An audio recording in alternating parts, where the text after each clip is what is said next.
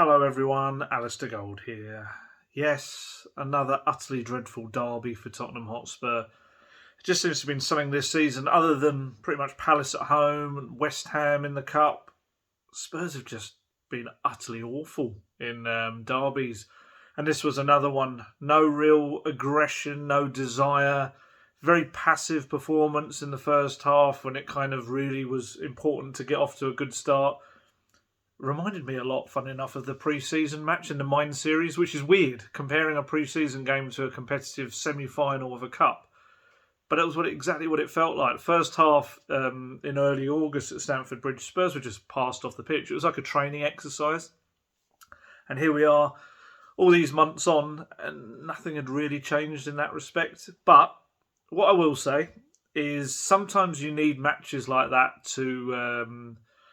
I guess to kind of make a statement, to make it clear to everyone exactly what the scale is that needs to be done, to show the gaping chasm that there is between Tottenham and Chelsea right now. But we're going to come to all of that. Antonio Conte, one of the good things about the game, although it was an utterly dreadful match, was that the press conference afterwards was really good. Another very interesting one. Very similar to what happened after Mura. Obviously very embarrassing that night. That night was more about the second string almost of Tottenham showing that they weren't really good enough. Whereas at Stamford Bridge against Chelsea this time was more about, I think, mostly many of the first team players really not being good enough as a collective. So, yeah, plenty to dive into. Conte said some really interesting things. I asked him a couple of questions afterwards, got some really good answers.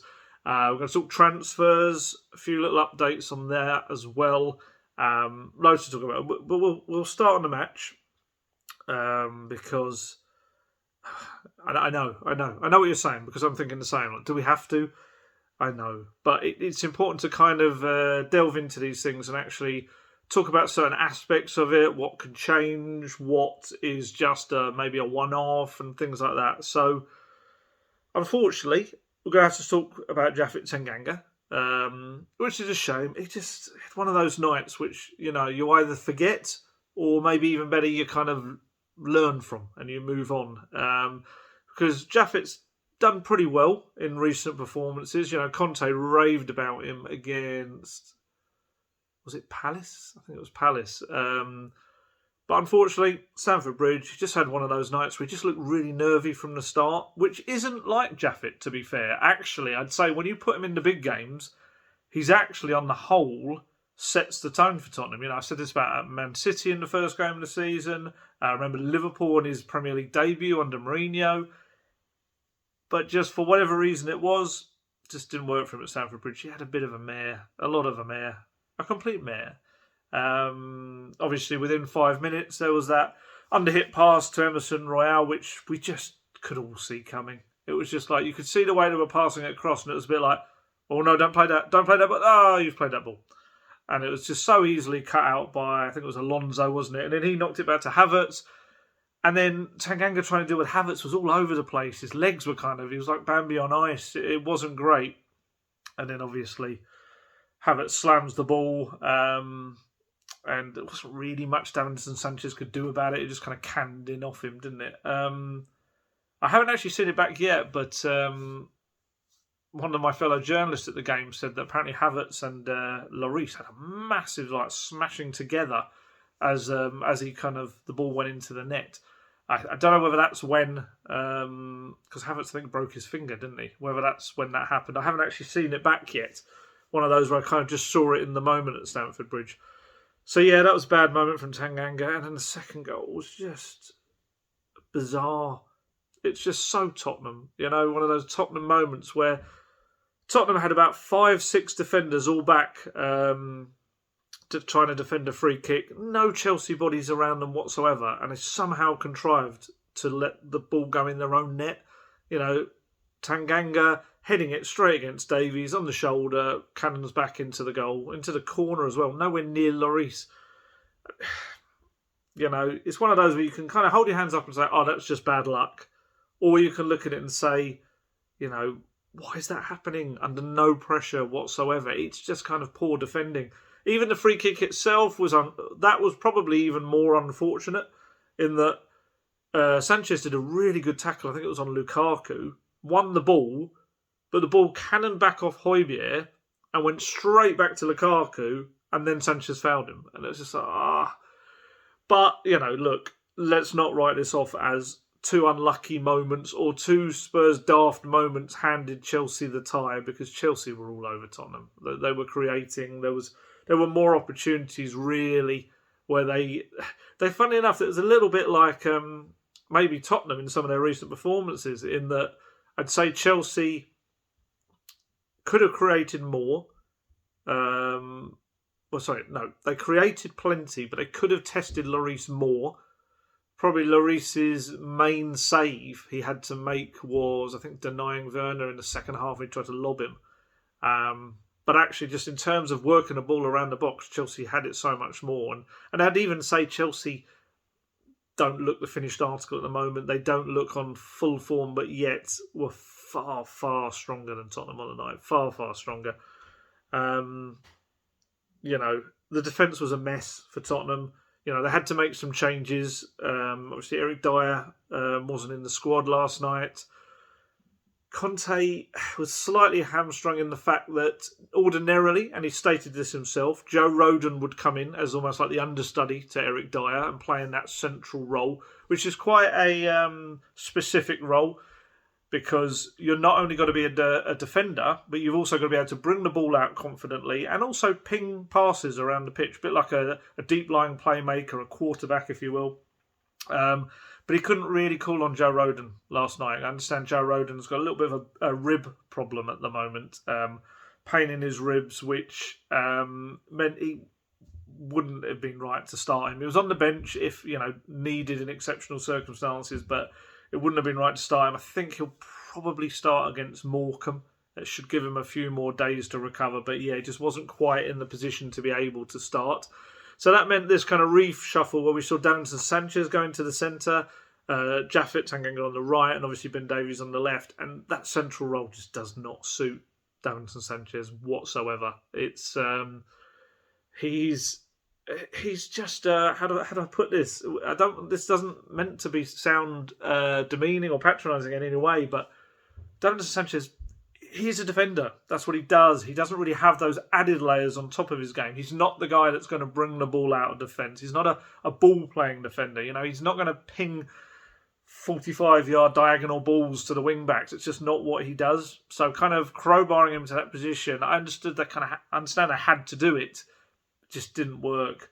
If anything, he's probably looked better on that right-hand side of the back three. Certainly not on the left. Doesn't look good on the left at all. On the right, though, it'd be fine. And I just felt his unease in the centre, coupled with Tanganga being nervous on the right, it created problems. And then obviously you had the wing-backs. Emerson Royale had another day or night where he just really showed that he's just not got that thing about him really to beat a man and put a cross in, which is so crucial for a wing back. I think he can defend. I wouldn't say his defending is awful at all. I think he's a very competent right back, and I think we saw that especially in the second half when he switched to a back four. However, going forward, you don't kind of have that confidence in him to beat a man and ping the ball into the box. You just don't. You almost like, it sounds awful, but it's almost like you think when they have the ball in attacking areas, don't spread it out to the right, because you don't know whether the ball's going to then be delivered with any quality or even that he can beat his man. And once again, that's not to do with Emerson Royale. I think he was a player that was bought for Nuno's system by Paratici. I don't think he translate quite as well. I think he's only 22, so he may be able to learn it. And I think that's the kind of plan now, is to kind of build him up for the future. But on the left as well, Sergio Reguilon had a little bit of an injury he's been carrying this week, and he wasn't able to start either. So you had Matt Doherty starting on the left-hand side, which, he's out of position. He did okay against Southampton in the second half. But, against a team of the quality of Chelsea, he looked like a player out of position. He looked like someone that they knew had to cut inside onto his right every time he got up the pitch, which wasn't much. And likewise, they could go down that side of the pitch, when he was when he was defending, and yeah, it didn't work for him. And obviously, came off at half time, having done very little. I think he had one attacking moment, I remember, where he just overran the ball, and it kind of summed up his half. Not great at all, and I just wonder whether that might be one of the last times we see Matt Doherty. Maybe plays against Morecambe, and then perhaps heads off to try and get some regular football. Just hasn't worked for him. It's a real shame. So the defence, yes, utterly a mess. But then they weren't alone. The midfield wasn't particularly great either. Pierre-Emile, he's Conte's midfield general, but he looks, ever since he's come back from his absence, last month now, and I wouldn't say this is just Højbjerg either. I think there's other players that since having that absence where they missed time out on the training pitches and in games, I'd say he just looks a bit knackered. That doesn't physically look as strong as he has before. Isn't as strong in the tackles, and I'd say he was quite fortunate again to stay on when Oliver Skipp came off for Harry Winks. I kind of felt Højbjerg was the one who probably should have gone. He can pick out a pass. A lot of people give Højbjerg flack, I think, for his passing, but I've seen him, dig out some nice little passes at times, but he just didn't seem to know what to do with the ball. Very much, when people talk about sideways passing from midfielders, that was all that happened last night.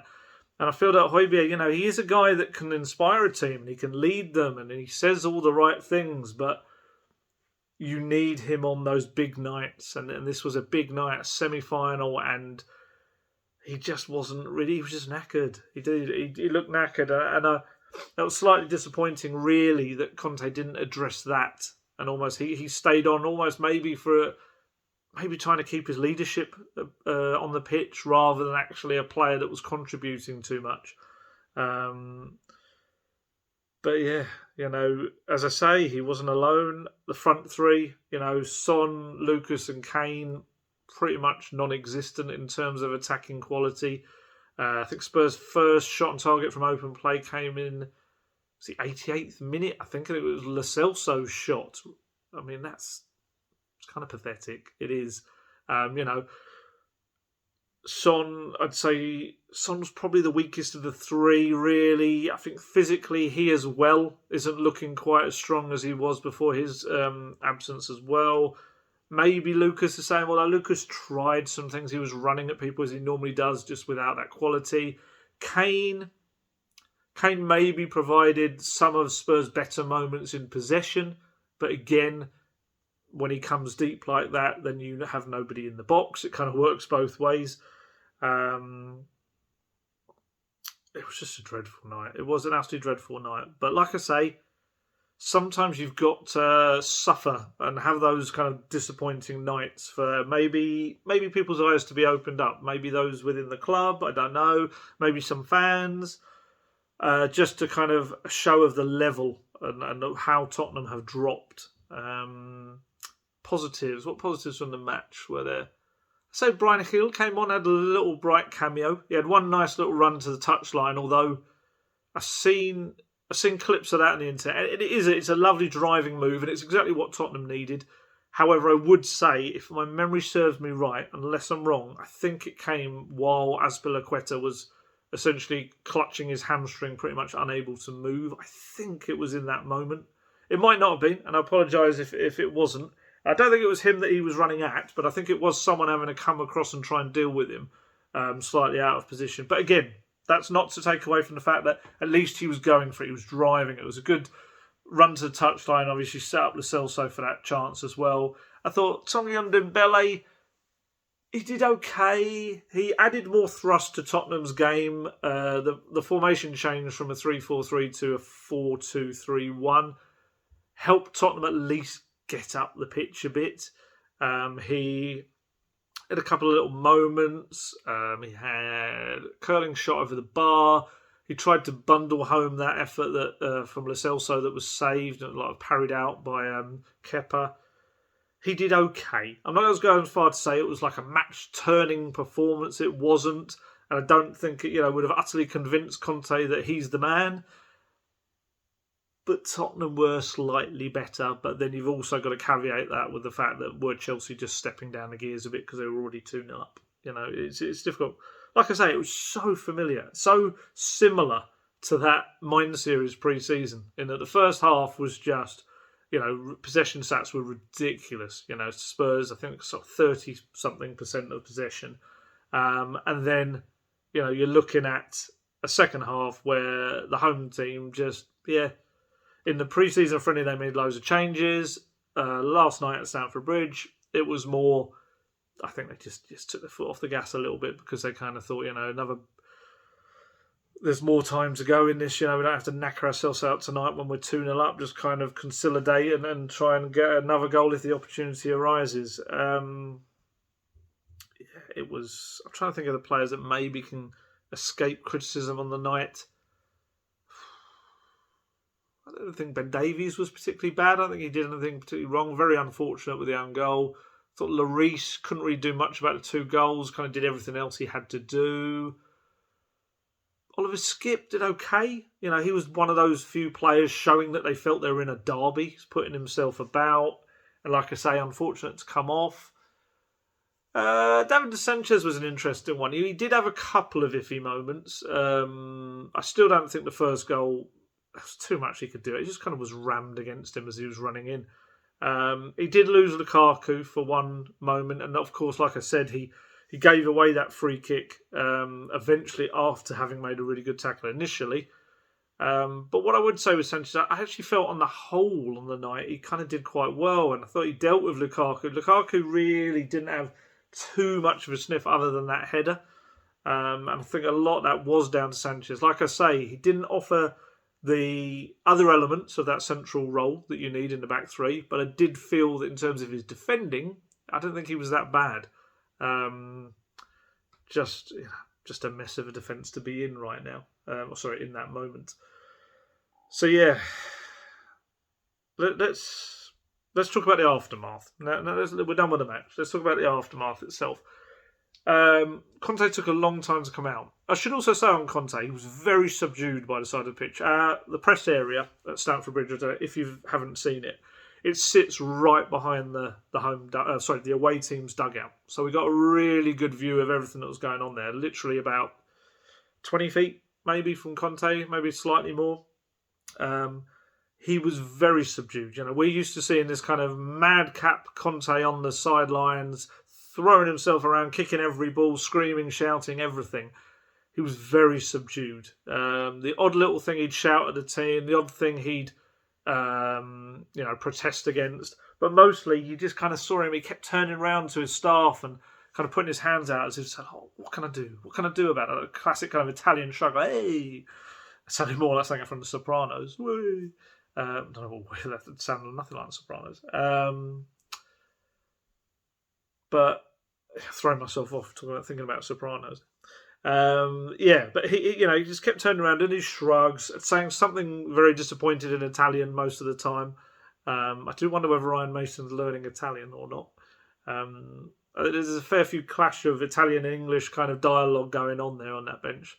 But he looked like a guy that everything was being confirmed that he felt out on that pitch. The gulf in class and quality, in the changes that both sides were able to make as well, and as he said afterwards, I'm going to read out a lot of his quotes. I'm going to do one of those story times with Alistair Gold things, because very like Mura, I feel like what he said was really important, and if anyone missed exactly what he said or the exact words he said, I thought it was really important. And because even I've seen some people maybe not quite understanding exactly what he meant about some things. Like he made it quite clear after the game that he kept saying this expression: Tottenham are in the middle. Tottenham are not, they're not up the top and they're not down the bottom. They're in the middle. And I think some people took that as Tottenham are a mid-table team. That's not really what he's saying. What he's kind of referring to is you've got a challenging bunch right up the top who can all, you've got your Man City, Liverpool, Chelsea, who could all challenge for the title in a given season. And then maybe you can throw another one in there, like a Man United, like with the big money they'll spend and stuff like that. Then you've got that middle bunch that maybe are the, let's say, Arsenal, West Ham, Leicester, Tottenham. So there's probably someone else I've forgotten in there as well. And then obviously you've kind of got then the rest, because a lot of those who actually probably are mid-table teams, then they can often change. They can be in mid-table, they can be lower, they can sometimes get up to the higher heights, or they can get themselves in trouble. Whereas I think when he's talking about the middle, I think he's talking about a little bunch of teams who are likely to always be probably in the top 7 or so, but they're not pushing on enough to challenge the people at the top. I think again, I could be completely wrong, and other people could be right in saying mid-table. I don't think that he's saying they're mid-table. I don't think he's going that far. I think he's just saying they're just stuck now back in that bunch where they kind of, Martin Jol had got them up into, and then Pochettino took them to, Harry Redknapp did a little bit, didn't he, with top 4, but then Pochettino made them like a top 3 side for 3 years in a row. And then obviously the 4th finish and the Champions League final. And then since that, they've gone right back down to that kind of top 70 spot again. And I think that's what he meant. He, from what I understand, he's yet to have that transfer meeting yet with Fabio Paratici, Daniel Levy, and I think Steve Hitchens involved as well, the technical performance director. What I would say, there's one of those as well. I think maybe we're all, and this is maybe Conte in saying it, is maybe building up as well. I don't probably think it's quite as big a deal as we're kind of making out, and I include myself in that because, from what I understand, Conte and Paratici talk every day anyway. So it's like, I don't know, it's like you or I, we probably talk to our bosses most days anyway, and we talk about most of the subjects we then sit down in a meeting and talk about. That meeting, of course, may bring up further things, further discussion, whatever. But obviously, a lot of those conversations will have already been kind of had just in passing or chats in offices or whatever. So, I don't think the transfer window, or certainly what is needed at the club, is too much of a shock. We know a right wing back is being sought. That's what they want, a right wing back. They let me put this in a clearer term. So, if you didn't see my video last week or articles I've recently written, there was a feeling within the club that Spurs needed a right wing back, a left-sided centre back, and another striker. From what I understand, Conte agrees with that, but also would like a central midfielder. That's what I understand. They're kind of 4 priority positions. So when it comes to the wing back slot, obviously, looks like Matt Doherty is going to head off. A lot of talk that Adama Traore maybe will come in and, Conte will, how do I put this? I suppose convert him. You know my thoughts on Adama Traore. I would worry about him as a right wing back. Defensively, and, I've seen a lot of people saying, he's the answer to our prayers. He will bring creativities, goals and assists that Emerson Royal cannot. I refer you to Adama Traore's stats, of course. Adama Traore is not a man who will bring you lots of assists and goals. That's just not what he does. He brings chaos and mayhem to other teams. He creates a lot of danger and problems and will create space for his teammates. That is undeniable. He's got a lot of skill, power and pace. But if you're looking for a man with end product, that is not your man. This season alone, 20 appearances, still no goals or assists. With that one, my personal feeling, and this is only me, I mean nothing in the grand scale of things, but my personal feeling would be, why not just buy a right wing back? Why not get a guy who can do the job exactly as specified and will bring you what you require? But I also appreciate on the other side of things that, Paratici likes Traore, is a player that he tried to sign for Juventus for big money in the past. There is the Mendes, Jorge Mendes is his agent. He's also Matt Doherty's agent as well. Paratici and Mendes have a very good relationship. And perhaps for a 25-year-old Spanish international with, what is he, in the last 18 months of his contract, and there's lots of talk that it maybe will be 20 million or less for him financially, is it one of those deals that you just do and then you rely on Conte to improve him, to make him another, like a Victor Moses, who Conte converted into a wing-back and did very well in his team, perhaps. And that's the logic, I'd imagine, that is Conte can sprinkle some magic and turn him into more of an end product, a finished product with some end product. I'd love for, if Traore were to come in, for him to be an absolute world beater under Conte at Tottenham. Of course I would. I personally, like I say though, I'd prefer Spurs would just try to go for someone who actually plays that role, a Tariq Lamptey, of course. I think he'd be fantastic in that role at Tottenham. It'd be big money, but even looking back, you do wonder when you only have to look back and think. You wonder why they're like. Obviously, Kieran Trippier I mentioned before. I think in that role would be fantastic, but obviously he's not the age profile that Tottenham go for in their transfers, and then he's heading off to Newcastle anyway. And even someone like Kyle Walker-Peters now probably would have flourished in that role. It's funny, isn't it, the way it works out? Even someone like Serge Aurier, you wonder whether Serge Aurier as a wing back would actually have been better for Tottenham. Maybe consistency-wise in his attacking wasn't great, but he certainly brought more to the attacking side of things than Emerson does. But yeah. So that's the right wing-back. Left side is centre-back, obviously, like I said. Striker's probably the one that, there will be more options out there for. But we've seen with Tottenham, it's also a position that they've really struggled in because of the very precise nature of the job, let's put it that way. Knowing that you're probably unlikely to play alongside Harry Kane too much. But also you've got to be of the required standard to come in and replace him well. But hey, that's Tottenham. It's a long-running issue, isn't it? Central midfield is an interesting one. Like I say, that's the one I know Conte wants to add to that list of potential new recruits.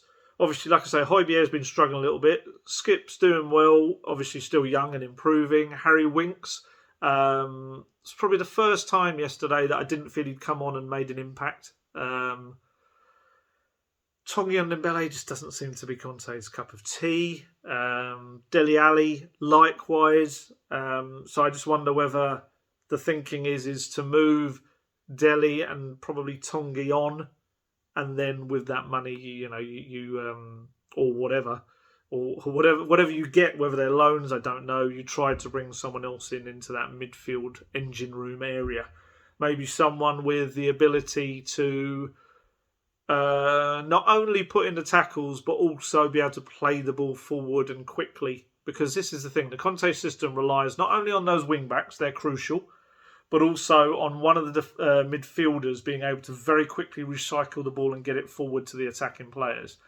He doesn't often play with like a playmaker type, but it can be someone that's a bit of an all-rounder. And I just wonder whether that's the kind of person we're looking for. And I should stress, I said 4 positions that I think Tottenham are looking at, but what I would also add to that, whether that's all doable in the January transfer window is another thing. I said before about finances and I'm having to be clever, but also it's just a January transfer window. And it's like, however much we want to say player A, B or C should be signed by Tottenham this month, player A, B or C is very unlikely to be available. It's clubs are far more reluctant to let players go, especially if they're worried about relegation or they're looking to challenge for something. Often players don't want to leave mid-season unless they're having an absolute mare at their clubs. We've got the COVID situation now with clubs suddenly having bigger absences than they thought before, where you get not only an injury issue in one area of the squad, but you could also have another person with COVID or having to isolate. Then you suddenly can't let your team numbers drop too much. It's going to be a weird window. And I mean, some of the quotes, that Conte came out with. I think he's also trying to say it's more than just transfers that this team needs. There's something deep within that really needs sorting. I've said to you before that Paratici has been undergoing a real analysis and what's the word I'm looking for? An appraisal, essentially, of all of the departments, the football departments within the club. And that's something that needs to keep overhauling. I know they're overhauling their scouting department. That's being something that they're really trying to take up to a new level. I think that's happening across the club in their football areas. There's no denying that off the pitch, in terms of non-football, Spurs are building themselves up, and that will in turn hopefully bring in finances to the football side. But the football side has to be ready to take that and run with it. And I think Paratici has come in and maybe looked at some elements and just thought, yeah, that's not where it needs to be. Having come from someone like Juventus, who will have a certain level and standard they're used to. But let me read out some of these comments from Conte. So, honestly, I also want to be very clear. I should point this out. This was a question he was asked about whether this game showed that Tottenham need new signings. So the answer was, honestly, I want to be very clear, because if we think with the transfer window in January we solved the situation, I'm telling you a lie, not the truth. There is a lot of job to do. Means work, obviously, or a big job to do. If someone thinks the transfer market can solve the situation, excuse me. First of all, in January it's very difficult to buy. Very, very difficult. Then you have to see if there's a possibility to buy players that you need. I think we have to continue to work hard in the way we're doing and continue to improve the level of our players. Then if there's some opportunities and the club is convinced by these opportunities to improve the team. But I repeat, I don't see in the transfer window the resolution of our problems. The resolution of our problems now is to work and improve all many aspects of our squad. I repeat, there is a lot of job to do. If you buy one or two players and you solve the situation, you are not right. So, the reason I read him out verbatim rather than changing his words, and sometimes that gives you little funny kind of quirks of, an Italian speaking English, but I think I want to be true to what he says, and just in case sometimes I might paraphrase in slightly the wrong way, and get the wrong end of the stick or something he said. But a lot of Spurs fans out there may be thinking, oh no, not all of that again, because there is similar elements to that in what other managers have said, improving the quality of what we have, and then if there's opportunities and the club is convinced, to improve the team. I would say it's an answer you'll hear a lot, because unfortunately it's true in respect to the January window. People don't like to hear this, but January window is a ridiculous window to try and buy in. I've just kind of stated some of the reasons, but it is one where you've got to be really careful that you're not buying for the sake of buying, because the key thing for Tottenham is Tottenham need to add and improve quality. Tottenham's biggest problem, I think, in terms of their buying and transfers over the years is they've often gone for gambles. They've gone for players that maybe were good. Like, exactly what I'm saying with the Traore stuff maybe is they're going for players that financially, that's a good deal. We sign him for that amount, and even if he doesn't work, we'll probably hold his value, or we can sell him for a bit more. Whereas maybe they should have been thinking, look, we need this guy. This guy will come in and he will improve what we've got. And I think that's not likely to happen in January. As in, I think there will be movement in January, and I think Spurs will try to make a couple of signings at least. But it's just going to be so crucial that they are players that improve what Tottenham got. I think, first of all, they need to be Conte problems. They need to be Conte players rather than players that would have fitted previous manager. But yeah, these opportunities that Conte speak of in a January window, there are so few of them. And this is why I just get the impression that next summer is going to be the one. That's going to be the one where we really see Conte's squad properly assembled, or start to be assembled. Whereas this one, it's almost like, if there's anything we can do, great, to start building up the foundation and shaping it for the summer and next season. But we won't go... And sorry, this is me kind of paraphrasing what I think Tottenham might think. It's like, we won't go mad to try and sign someone who isn't the be-all and end-all to fixing some of the problems at Tottenham. Whereas in the summer, those kind of deals is more wider breadth of players that you can look at who are available, and prices aren't ridiculous, because that's also another thing about January. Everything's inflated price-wise. But, Tottenham are in this decline. If you take away the little blip that probably was the run to the Champions League final, Spurs you only have to look at the league table placings. They've been in a decline since the season that they finished second to Antonio Conte's Chelsea. That was probably Tottenham's pinnacle under Poch. And ever since then, that was their second place finish, wasn't it? And then after that, they finished third, fourth. Was it sixth and then seventh? I'm trying to remember now. And you've just seen the decline from there. Of course, I'd say the transfer dealings have played a part in that. I think those 2 transfer windows without any players signed was clearly a huge mistake in terms of just not refreshing the squad when it needed it. This has been the thing, and Conte pointed to it, and I think we're probably going to say it, some of the quotes coming up, but,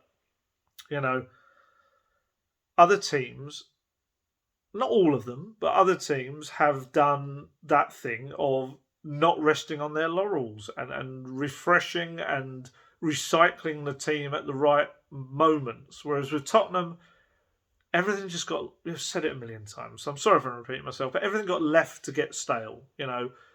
Spurs went through this phase of not only not buying the right players maybe for what they needed, but also not letting players go at the right times. I know there's probably a feeling with Tottenham as they can't win in aspects of they have a player who, let's say they used to get always told they were a selling club. All their big players would be sold, and it'd be like, Tottenham just get top dollar for their players, but ultimately they're just a selling club. Then they switched to a club that didn't really sell their players. And then ultimately that led to players not going when they probably should have. So in Spurs' mind, maybe they're thinking, look, we sell them, we get told we're a selling club and the fans go mad. If we don't sell them, we get told we made a mistake and we let them stay too long and, they got stale, wanted to leave and weren't as good as they were in the first place.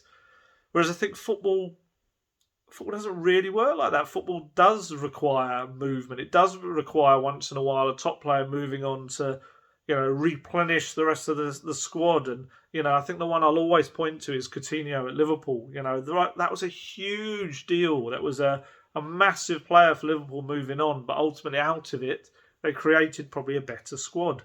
And this is what Tottenham, maybe there's been a fear of doing with some of their bigger players. And then you end up with players just either heading off on frees or nominal fees. And we are where we are right now. But the process begins this month. It does. It is. What's going to be interesting for Paratici is that it's a squad. Essentially, it's a squad that has been built among players bought for Pochettino, players bought for Jose Mourinho, players bought for Nuno Espirito Santo in the summer, and now you've got to turn that mixed up, messy squad into one that fits Antonio Conte. Where Spurs, I guess, have an advantage is that Paratici worked with Conte for however many years it was at Juve. Was it 3-4 years at Juve? And if anyone knows what kind of players he needs to work with, then it is Paratici. So hopefully that process won't be as piecemeal as it might be with other sporting directors or managing directors of football, as is essentially his title officially is. But, it's also changing, I think, Tottenham's way. The Tottenham way, as people like to say, probably the closest that aligned with anyone was Pochettino. Pochettino's way was almost the Tottenham way. This philosophy about, bringing in young players, bringing them through, a certain style of football, everything. The Tottenham way was not the Jose Mourinho way. It was not the Nuno Espirito Santo way. And I'd say it's not the Antonio Conte way. But, and I've said this in the past, the Tottenham way hasn't worked for a while. It hasn't. So if the Antonio Conte way appears to have brought a lot of success for Antonio Conte's teams, is it time to try the Antonio Conte way? I'd say it probably is, because one trophy in 20 years is not good enough. It isn't. And I think trying to build a squad that suits a man that is just has winning throughout his recent CV, titles in England, Italy, cups as well, and obviously an impressive time with the national team as well. I think you've got to do. I think it makes sense. I think it's logical, But what I think actually should excite Tottenham fans, and I know this is a weird word to use, any word of excite or excitement after last night's performance, but what I would say, I'd get excited by the words that Conte used in terms of the long-term aspect of his role at Tottenham. This is a man, for whatever reason, through whether his own means or other people's or instances outside his control, his CV suggests that he doesn't spend too long at clubs. Whatever the reasons. But everything he was saying last night was pointing towards patience and long-term strategy and thinking. And that tells me, because I've seen a lot of, fear on social media, I think among Spurs fans are like, oh God, as soon as he finds out that we got no money and he's not back, he's off. And that may well still be the case. He's an emotional chap. Who knows in that respect? But what I would say is the early signs, we can only take him on his word. And certainly a lot of the stuff he was saying last night was thinking about the long term. It was looking past what's happening right now and a belief in the future and what he can do at Tottenham, which, this is a guy that normally goes into clubs and they're not often in the best position, but what he knows is that he just needs a little bit of his Conte magic sprinkled over them in terms of his coaching ability and improving them.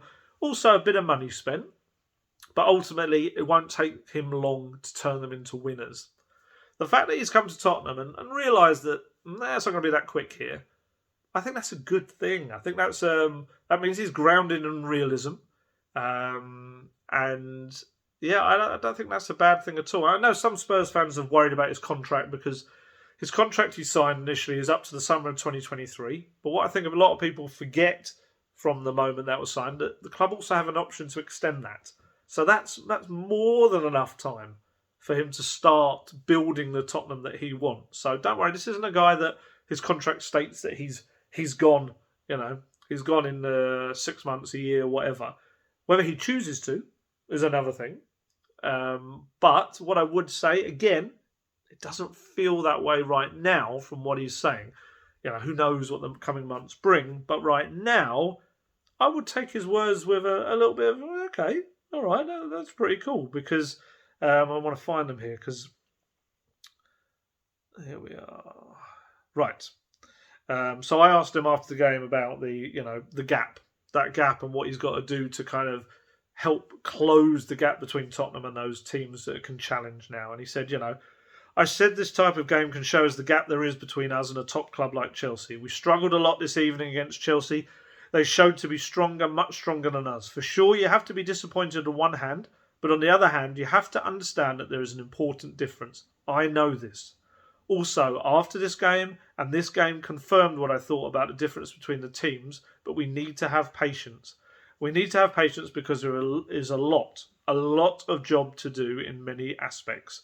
I think, honestly, that in this moment, in the last years, the level of Tottenham has dropped. It has dropped a lot. Now you have to rebuild. To rebuild, you need to have patience, and to have patience, you need to have time. We need to know the situation. The situation is very clear. Then I understand that it's not simple to accept this situation, especially for the fans.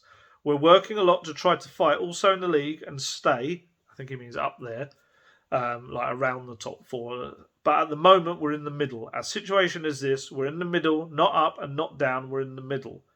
And what I thought was really interesting, he also admitted, because Conte's been very honest, and I've said this, I think, in quite a few videos, that he isn't getting carried away by the fact that, he's got his unbeaten in his first 8 matches in the Premier League. He's been, there's an understanding that in the league especially, it's only been Liverpool really of a top 6 quality that their Spurs have taken on. There's a lot of teams they really should be beating anyway.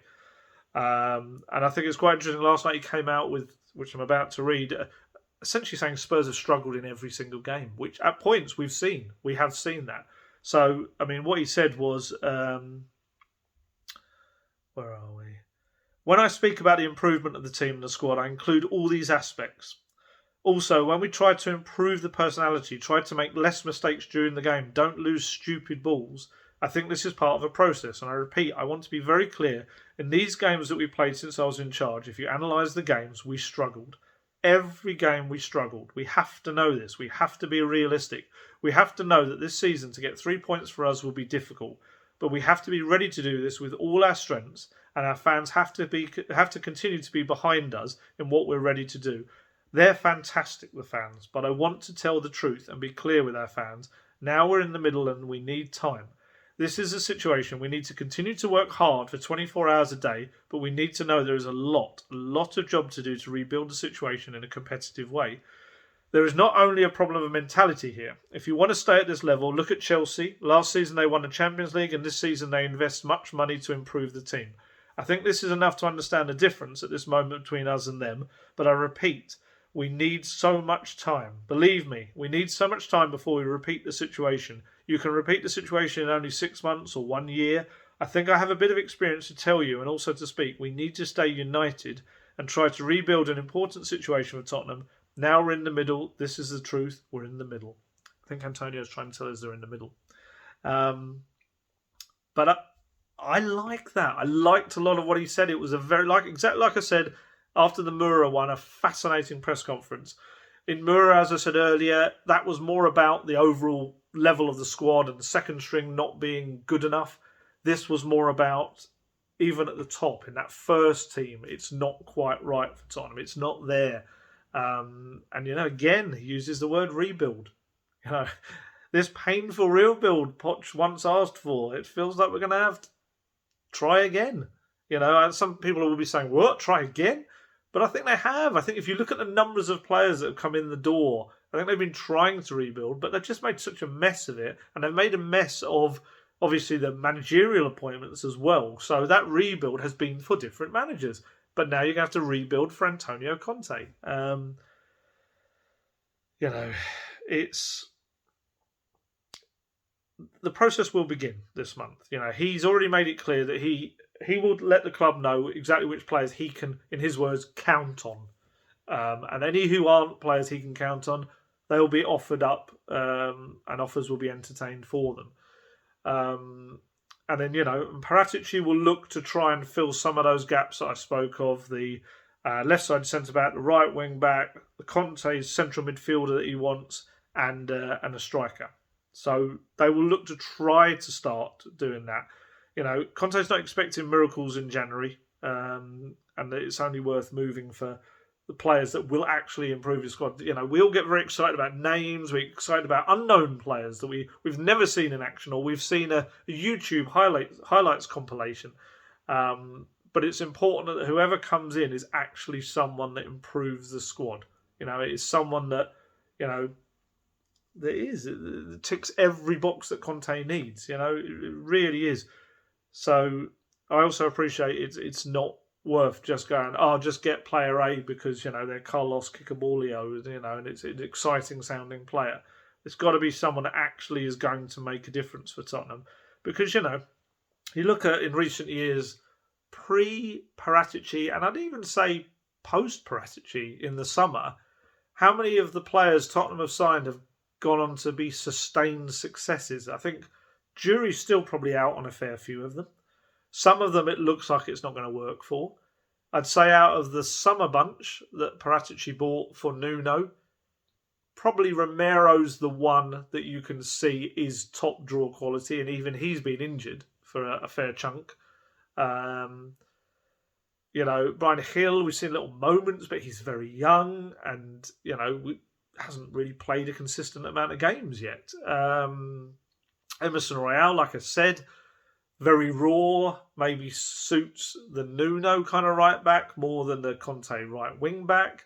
Pape Matar, obviously, we haven't even seen yet. So he's playing his trade in Metz and he's doing okay. He's playing every other game, essentially starting every other game there. But I don't see a player who's likely to come in and be a regular first team starter straight from the off when he arrives in the summer. Pierluigi Gallini, hasn't kind of really pushed Lloris whenever he's come in. I think there's been some talk about him potentially going back this month. I don't believe Atalanta have a recall clause this month. It would have to be something that Tottenham would agree to. But yeah, in terms of those players, you're looking at maybe one in Romero who's been a success. But even him, I say be a success, he's the player that we can see is going to be top class, I think. But we haven't seen much of him. And even players from last season, like, say, last summer, Reguilon and Højbjerg, who both, I'd say, especially Højbjerg, had a terrific season last season until Spurs essentially ran him into the ground. Neither of those two probably have sustained what they did when they first joined.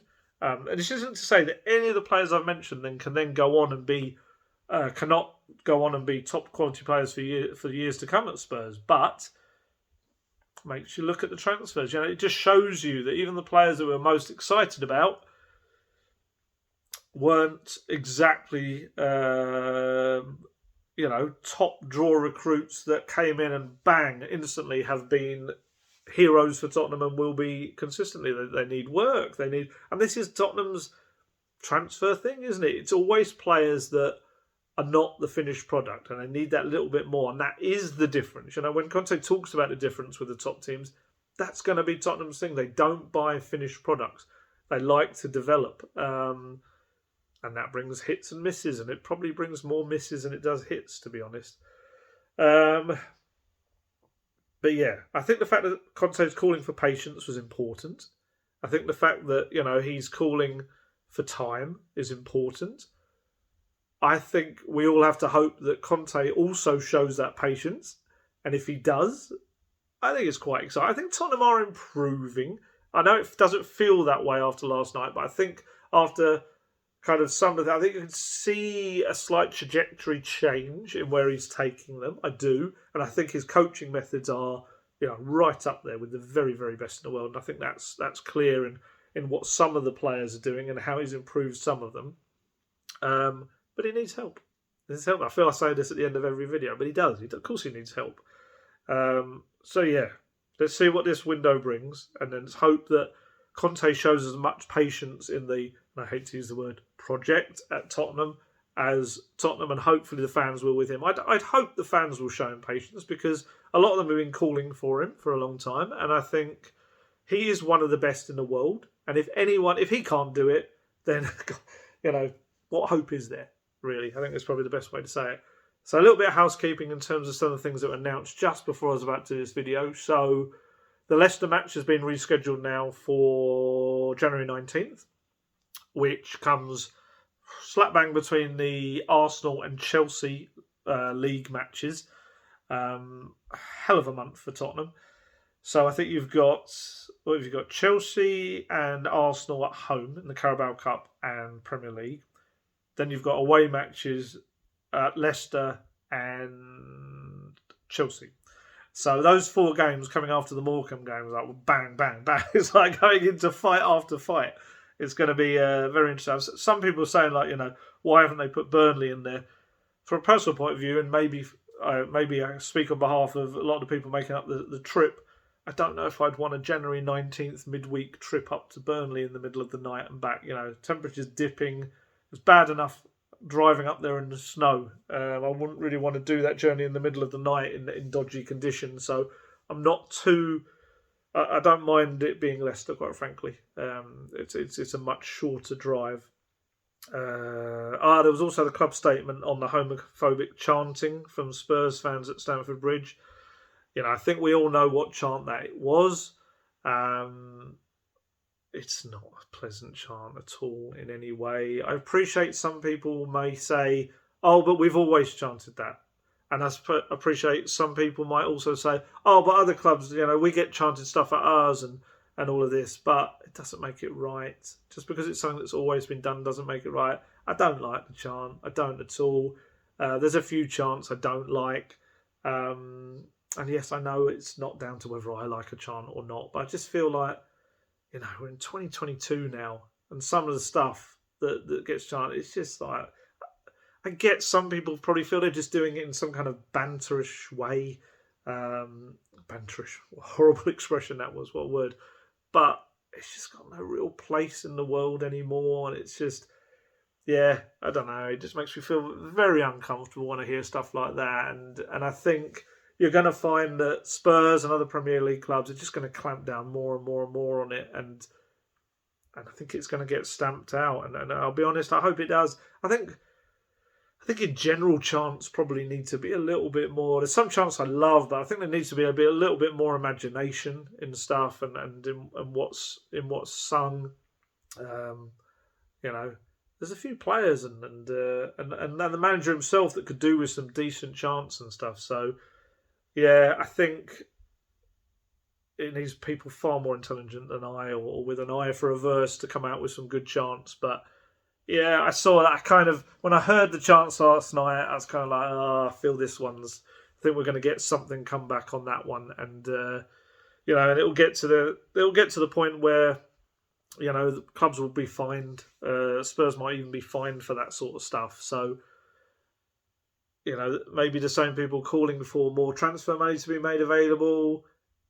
And then, then you're looking at the club getting fined and losing money for stuff like that. And then who knows how far sanctions go. So, yeah, I'm not a big fan of it. I'm really not at all. But hey, what else we got? Morecambe on Sunday.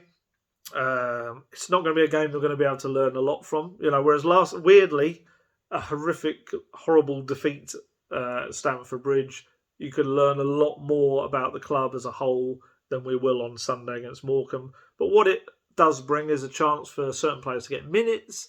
Maybe might see the odd younger face or two, perhaps.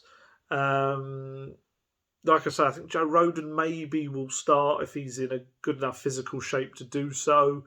Might be a little shop window game for some players with the transfer window. It'd be, Morecambe are struggling in League One. I think they were 17th last time I looked. So, it's not a priority for them, but obviously it will be a big occasion for them.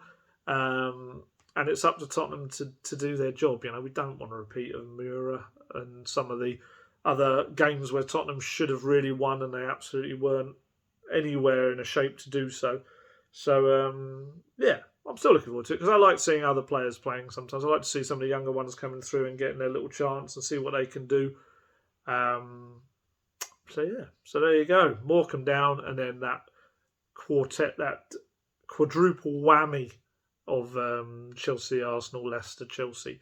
It could either could be either an utterly disastrous run of games, or it could be something that Tottenham start to finally get some momentum. But as Conte says, they struggle in every game, and he's not lying. So there you go. Right, I'm going to head off now. Reaching that hour mark, so I shall let you all enjoy the rest of your days. That doesn't mean your lifetime, by the way. It means today. So as always, stay healthy, stay safe, look after yourselves, and I shall catch you later. Goodbye.